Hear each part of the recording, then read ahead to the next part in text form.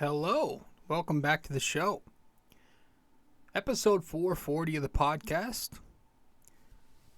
I'm RJ Carbone, your host, and you are listening to BD4, where there's no better way to get your Yankees and Knicks analysis.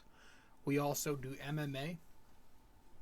Yanks every series, Knicks every game, MMA on occasion. And in this episode, we're going to be talking some more Knicks because they were able to salvage a road trip in OKC last night. As I'm recording, it is Tuesday, November 22nd. And as you are listening to this show, it should be the same day. Hope everybody's doing well. And yes, we're going to talk Knicks in this episode. So without further ado, let's dive into it. Let's get to the intro. Welcome to BD4, an RJ Carbone podcast. BD4, where there is no better way to get your Yankees and Knicks analysis. We also do MMA. Yanks every series, Knicks every game, MMA on occasion. BD4 is a 5-star show on Apple Podcasts, also available in video format on YouTube and Spotify. So thanks for stopping by, and we hope you enjoy the show. Champion of the world! Anthony for three. Bang! That one goes down, and the game is tied. Time! Penetrates, creates, and showing some dexterity as well with the left hand. Yankees win!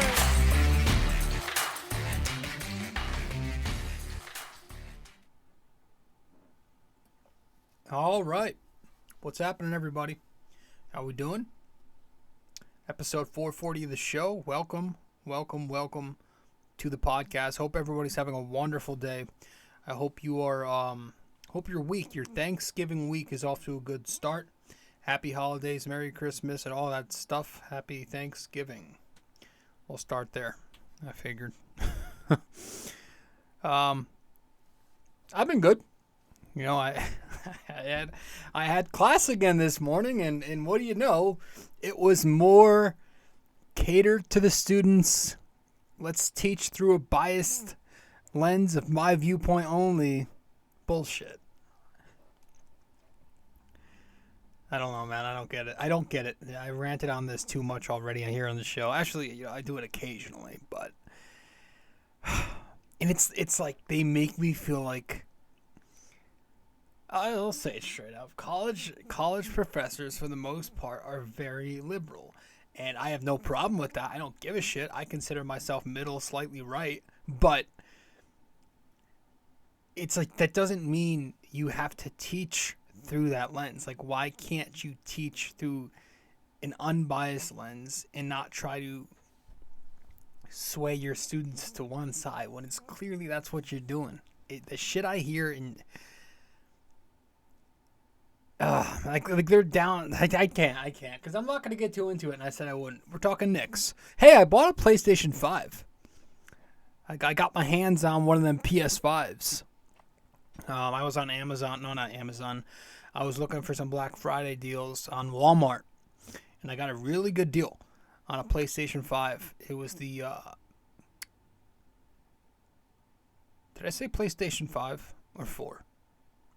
Because if I said 4, I meant 5. I think I said 5. I got a PlayStation 5. No, I was looking on Walmart, Black Friday deal for the and I got a really good deal for, I'll just say less than $500. And it's like the God of War bundle. Now, I never played that game, but I've heard everybody's telling me it's a really good game. So it's for that game that's considered a top game in the market and a PS5 together. It's not a bad deal considering I got it for in the 400s. And of course, I need a TV for it because the TVs I've got in my room, one of them, I've got 2 TVs here in the studio. One of them does not, the HD doesn't work anymore. So if you go to the HDMI input, it's a blank screen. So I have to use standard. And so obviously if you need to play a PlayStation on that TV, you can't because you need HDMI. And the other TV, which is behind me, is very tiny, and the sound on it is not great.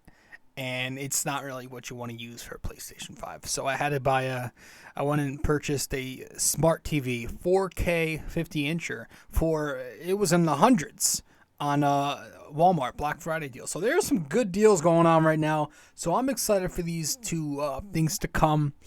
Early Christmas gift from myself to myself. And yeah. So I'm excited to play some PlayStation 5. It's been a couple years since I hit the sticks, man. I used to play 2K a lot. I did the whole NBA 2K, ran through the park, my career, the rec. I played online with I had my group of buddies, and I played MLB The Show. Didn't really play Call of Duty. I was more in the Battlefield grind. Call of Duty I stopped playing after Xbox 360. Like the Modern Warfare 2 days back in middle school. That was kind of when I peaked with my Call of Duty.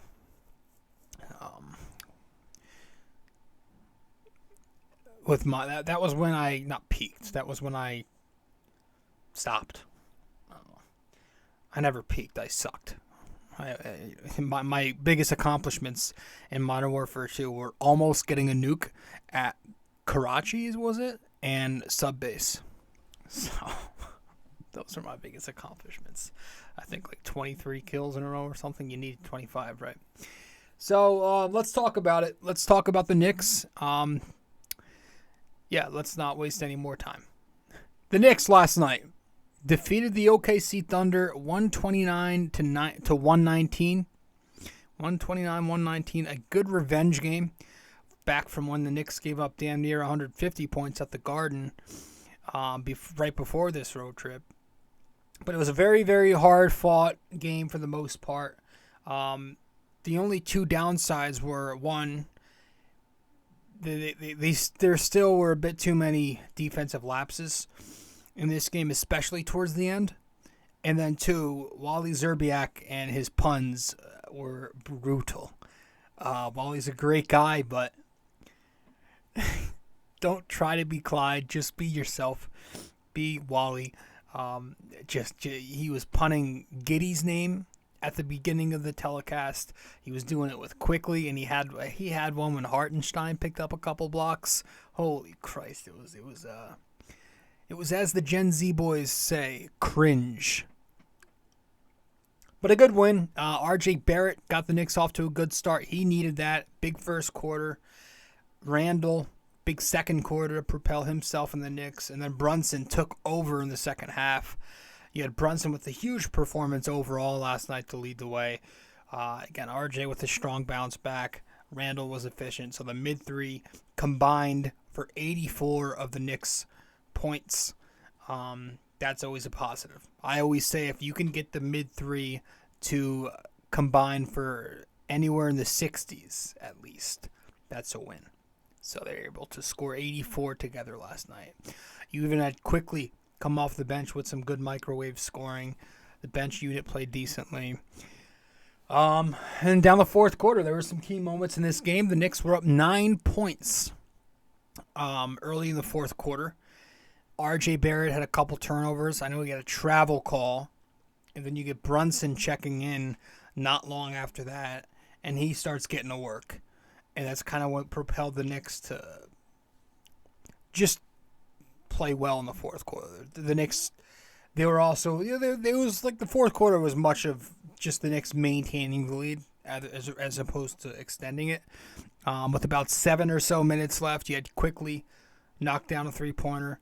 Then he draws a foul on Dort on the other end. And then from there, OKC kind of unravels. Giddey misses a finger roll. Williams turns it over. RJ and Randle get a few buckets to go. And despite, again, the Knicks never really extending the lead, as the quarter went on, I felt good about them winning it. Again, stupid defensive miscues, yes. But the momentum had already shifted by then, so I never really felt uncomfortable when the Knicks were slipping up in the fourth quarter there. But, yeah, the defense must improve, but the offense did look great. Dominated OKC by just recognizing that they were without their bigs. Poku didn't play, And so the Knicks read that, and they took advantage by attacking the basket. So they salvaged the road trip to go 3-2 on this West Coast road trip with a, again, 129-19 win. And we'll just get to this one right away. Jalen Brunson was, once again, phenomenal. Bing bang. The guy just produces. He just produces. 34 points, 9 assists, a steal, 2 turnovers. He shot 14 of 20 from the field, which I believe is 70%. And he was 5 for 6 at the free throw line. But the guy is the mid-range king. Dude, having a guy like that who could just hit the mid-range so consistently is so key. I don't care what the analytics people say. The mid-range is a good shot. You know, if you miss a three-pointer, it leads to long rebounds and transition buckets. If you miss a mid-range, okay, whatever. It's an efficient shot if you take smart ones. If you're taking long contested twos like Kevin Knox used to do all the time, yeah, no shit. Mellow, but Mellow was Mellow. But Brunson, anywhere from like 7 feet and in, the kid does not miss. He's got the fadeaway jumper. He's got the floater. He is super efficient in the mid-range and in. His 2-point percentage has to be at least 54%, close to 55%, I would say, which is very good. He didn't miss a single 2-point shot until maybe 4 minutes left in the fourth quarter when he was under the rim and threw up that floater. He's just so efficient as the dog continues to bark, and hopefully the mic doesn't pick it up. And I'll say again, he's not only the Knicks' best player and their most consistent player, but he's the team leader. Jalen Brunson is the team leader. I don't think that should be a question. It's not Julius Randle. It's Jalen Brunson. And there shouldn't be any question of that at any point. Every time the Knicks need a crunch time bucket or somebody to make plays for them down the stretch, it's going to be Jalen Brunson leading the charge. That's what it's been so far. He scored 23 points last night in the second half. He's just a big-time bucket getter, and he has been a revelation for this offense, which has looked a lot better this year than Knick offenses in recent pasts, because the Knick offense looks a lot more modernized. For the most part, they move the ball better than they did last year. It's nothing crazy, but it's a big significant difference when you add in a point guard who can orchestrate and who can play that quarterback role when he needs to.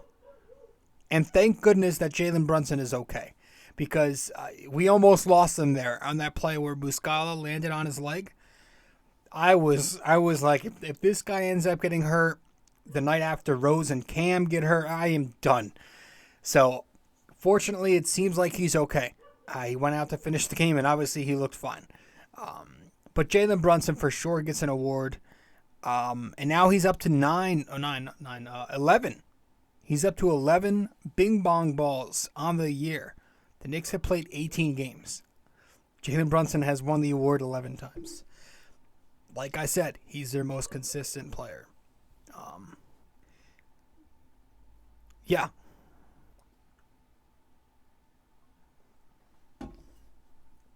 And let's, while we're on these awards, let's get to our award winner off the bench. Immanuel Quickley won a Bing Bong ball coming off the bench last night. Yeah, he was fantastic too. 18 points, 3 rebounds, 4 assists, a steal, no turnovers. He shot 6 for 8 from the floor, 4 for 5 from 3, and 2 for 2 at the line. So both Quickley and Brunson last night were over 70% from the floor. The guard play was fantastic. And Quickley was in need of a bounce back in this one, just like RG Barrett, who we'll touch on in 1 second. But Quickley has been, inconsistent all year. His last 2 outings haven't been good. He's been misfiring a lot, but it was good to see last night. He played very aggressively, and he played very intelligently. Hopefully that's a word, or else I'm not going to sound too intelligent. But he wasn't like taking wild shots. He wasn't dribbling side to side. But like Clyde says, he was making plays towards the basket, going north to south. Great decision making out there, and that's part of the reason why he was super efficient. I thought he played more good defensive basketball on the other end too. And he's been playing good defense all year. So Immanuel Quickley definitely gets an award. Bing Bong award for him. RJ Barrett was also very good last night. Speaking of someone in need of a bounce back, obviously. 25 points, 8 rebounds, 1 steal, 10 for 16 from the floor, 3 for 4 from 3, and 2 of 2 at the line. He finally snapped out of it. He has been brutal ever since the first time the Knicks played OKC. But last night, you could just tell from the start that RJ Barrett had much more spring in his step. And, credit to Tibbs for recognizing that and wanting to get him some confidence early on and keeping him in for the majority of the first quarter, knowing that he was hot. He didn't really pull him. He might have for like a minute, but he was right back in there. So he played the entire first quarter hot. He started 4 for 4, and that was key to get his confidence up, and he looked like it. That one dunk he had early on, you could tell it was with a little more energy. Just him kind of just letting out that frustration. He only had 2 assists on the night, but that one alley-oop to Jericho, crack cocaine, man. Give me more of that. That was really, really fun. Now, we did have 6 turnovers to those 2 assists, but, that can't happen again. But, I think a lot of that was him pressing early on. He had 4 in the first quarter. You could tell he was just trying to erase the cold spell. But overall, good. He only had 16 shots on the night, but he was making them. So that's what you need. It was a good rebound for RJ Barrett, and the next step for him is, can he, string together a few of these games, right? Can he put together more? He's going to be well rested with these 3 days off, so if I hear the sick excuse one more fucking time, I'm going to lose my mind. Thanksgiving Thursday, and then Friday night, the Knicks are right back out there at the Garden, which we haven't seen Madison Square Garden in weeks. We're not going to have, it'll be Friday when we see it. It's like almost 2 weeks. But, I thought RJ was very good, and he needed that. I thought Randle was good. 25 and 11 last night. Shot 9 for 16. 2 for 6 from the 3. 5 of 6 at the free throw. Big time second quarter for Julius. Helped propel a big night. He was efficient. There were a few things. I didn't love his effort on the defensive end at times. At the end of the game, there's something fans were talking about him kind of like brushing Obi as he walked to the locker. I don't know. We'll see. But all in all, he played a good game. Took care of the plenty of mismatches that OKC was throwing on him, and he dominated. Mitchell Robinson got hurt last night after coming back. The guy is just made of glass. This is who he is. The contract is bullshit if you can't stay healthy. At this point, I am fully on board with just letting Mitchell Robinson take all the time he needs, and just give his damn job to Jericho right now. I know Jericho Sims has his flaws. He can look a little lost at times. You're not going to get a ton offensively from him. And, maybe he needs to be a little better at boxing out. Though last night I thought he did pretty well there. But he's clearly the go-to guy. There's way too much athleticism there to sit him. The defense is way too strong to sit him. He can guard the rim, and he can go out to the perimeter if he needs to in spurts too. The rebounding is very solid. He's been playing very good basketball. I don't think you could sit him.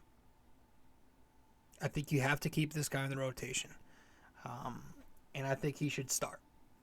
Hartenstein isn't it. The guy's not it to me, man. I mean, how many times do I say this? I respect him.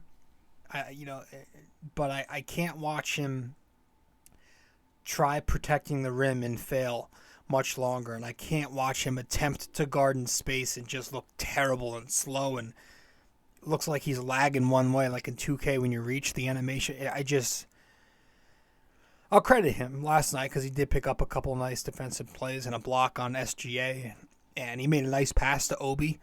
But still, like I don't know. Like Hartenstein's best attributes are what he does for you in the offensive end, but we don't really use him in the offense either. So he may as well go Sims. Like we don't really run Hartenstein in the short roll. We don't really run him any pick and rolls or pick and pops. We don't spot him up. And for a guy who is supposed to be a good passer, Tibbs doesn't really use him in that Joakim Noah role in the high post. He's kind of just there throwing up floaters and using his big body to get rebounds around the rim and doesn't do much else. I am totally for Sims, man. Give me Jericho Sims. To me, it's a no-brainer that he should be starting. And he's also just the guy who's actually part of this team's future. He's young, he's got upside, and he's under a cheap rookie contract. So I would go Sims. I also liked what I saw from Deuce McBride last night. Good first half as well from him. I mean, he forced a couple of transition opportunities for the Knicks with 2 steals. Throws one down on the break. He made a nice pass to Obi in the lane last night. Obi ended up getting blocked, but yeah, he looks pretty good with, Derrick Rose out right now, and we'll see how it works. Grimes looked good again, 8 points, 5 rebounds, couple steals. More of the same last night. I thought he looked very sharp, moving well, and we may have to start this kid. He looks like if he keeps this up, and this is without his 3-ball falling right now, he may have to start. He plays excellent defense. He's fighting around screens. He can set his own pretty well too. But he's fighting around screens. He's playing good ball defense. He's jumping the passing lanes. If he starts knocking down the jumper, which hopefully comes soon because he's 1 for 9 since coming back into the starting lineup, he might have to be the guy over Cam. And I want Cam there. But this rotation's going to be interesting though, man. Like between Cam, Grimes, D-Rose, and Deuce, it's going to be interesting. You have to think that Cam and Grimes are going to be staples, right? When everybody's healthy, I think at this point, there's no way you can have any of those guys sit. Now, whoever starts between the two of them, I really don't have a big issue with, but I just hope the other one gets big minutes off the bench. That's what I would do. And then I also want to see what happens when Rose returns, because I kind of want to see Deuce out there. I do. D-Rose hasn't played a ton anyway. He's looked a little different this year, though he is looking like he's rounding into form lately. But I still say we try moving on from Rose. I want to go young. I want to give Deuce McBride a shot. You got to take the gloves off at some point. And this kid's been, floating there, not really getting a ton of opportunities since he's been drafted. I would like to get him a shot. I don't know what his ceiling is because we haven't really seen him for long enough stretches to get a good picture of it. But I know that he plays great defense, especially in the point of attack. And looking like he could be a decent mid-range shooter as well. I don't know. It's too early to tell offensively what he's going to be. But here's the thing. With Rose losing minutes, and if they do move on from Rose, Immanuel Quickley that affects. Because we all know Quickley plays best when he's playing off of D-Rose and when he doesn't have to take the primary playmaker role. if you have him next to Deuce coming off the bench, is he going to be the same? Because he's probably going to be the primary playmaker like he was last night. Maybe you just have to stagger him more and play him with the starting unit with Brunson. Maybe you mix him in with Grimes, and Grimes maybe has some playmaking ability. I know he had the 8 assists the other night, but I'm not sure because he's more of an off-ball guy too. It's gonna be interesting. I really don't know. How many men deep does Tibbs want to go? Because let's see, how many did we go last night? I mean, he's gonna have to expand the rotation. It can't be 9 men, sure as shit. It's gonna be at least 10. It should be. I mean, let's see. Last night, what's today? The 22nd. Monday. So the Knicks last night. No, what the hell is this? Hold on. I'm like the fucking. Well, all of a sudden I'm in January 2013. What is going on? The NBA app is broke. All right, let's use the tablet here. Hold on. The Knicks last night. God, this is so stupid.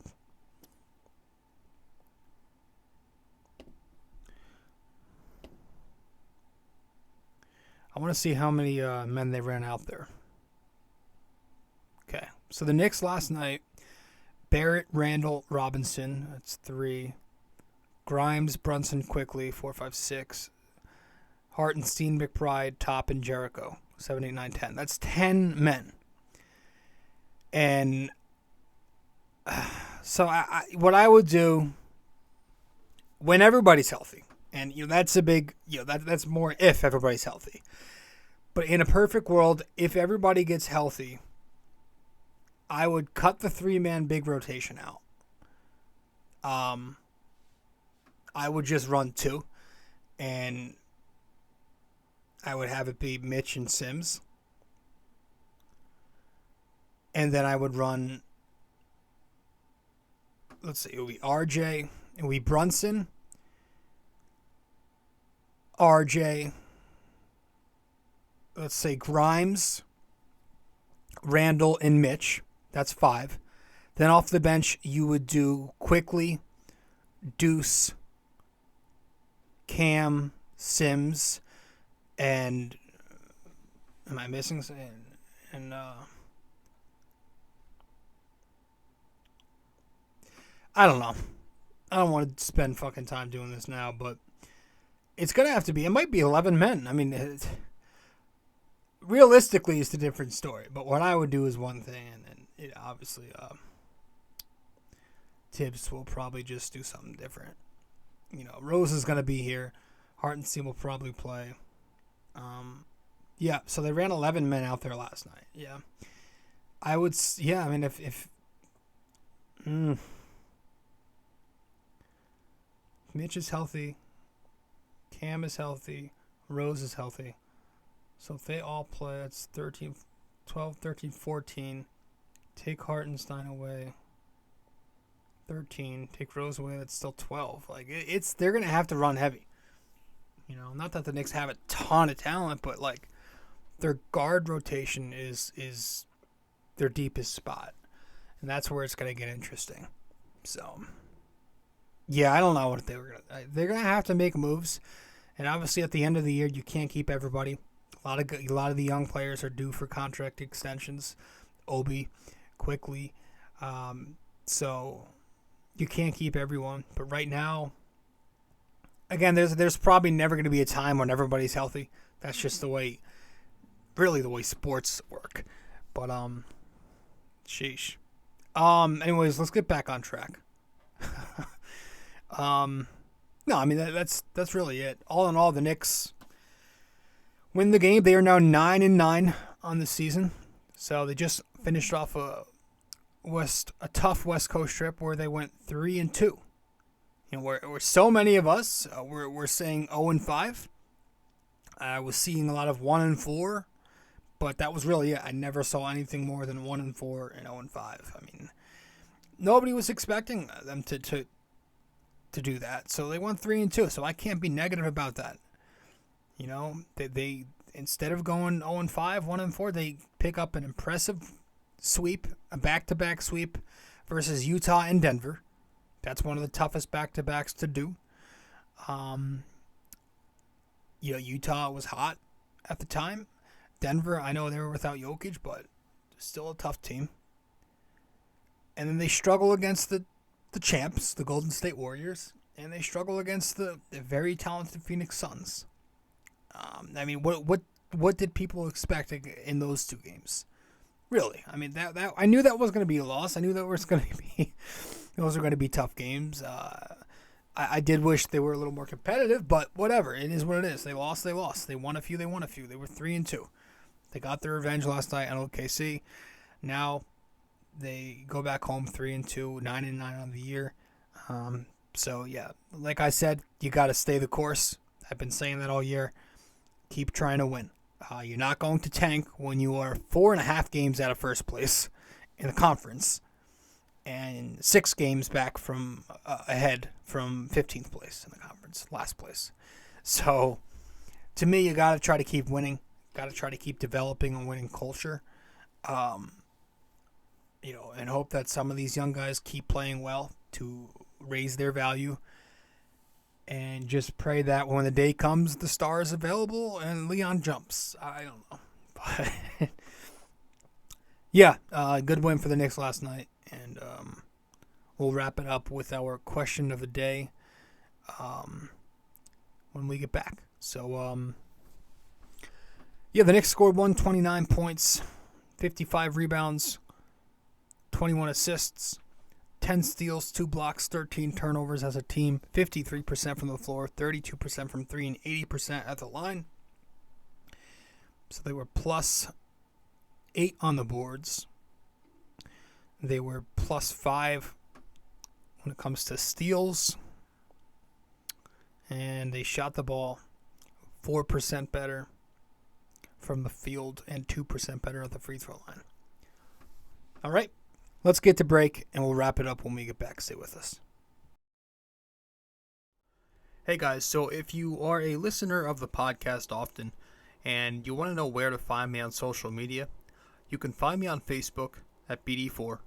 You can find me on Twitter at BD4Pod. And you can also find me on Instagram at Rob J. Carbone.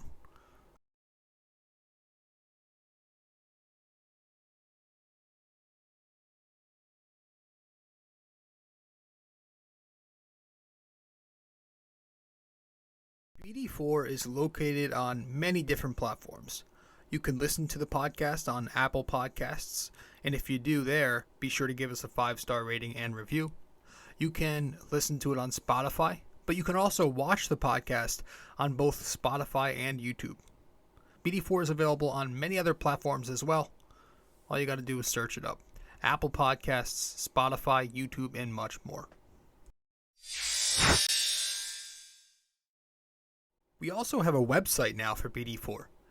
If you go to bd4blog.com, you can find the blog, the podcast links, and also where to find me on social media. Just go to bd4blog.com.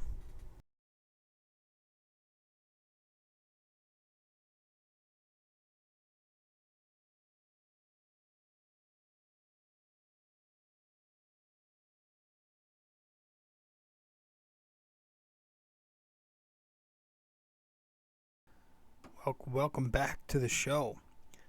I'm your host, RJ Carbone. You are listening to episode 440 of the podcast.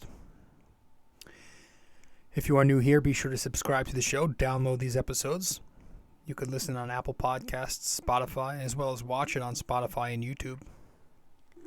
Give us a 5-star rating and review on Apple Podcasts, as we are currently a 5-star podcast and would like to keep it that way. All right. Let's wrap it up with our question of the day.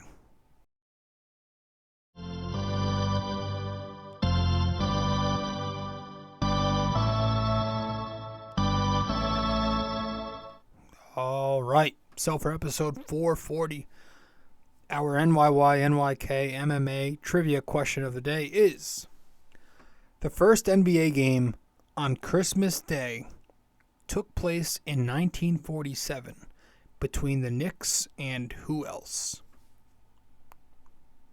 The first NBA game on Christmas Day took place in 1947 between the Knicks and who else? I will give you a hint. And your hint is that this team they played is no longer a team anymore. The name of this team, both the city, I believe, and the nickname for sure, is no longer used. I'm not 100% sure if it's still a franchise, but I know they don't use the name anymore. All right, so the first NBA game on Christmas Day took place in 1947 between the Knicks and who else? All right, and that's it. I appreciate you guys stopping by. Again, I am your host, RJ Carbone. You have listened to episode 440 of the podcast. Thanks for stopping by and tuning into BD4. And I will see you, I guess I'll see you after Thanksgiving. So I hope everybody has a happy Thanksgiving. God bless, all that stuff. And, yeah, Merry Christmas, Happy Thanksgiving. We are in the holiday season. All right, later. This episode was brought to you by Anchor.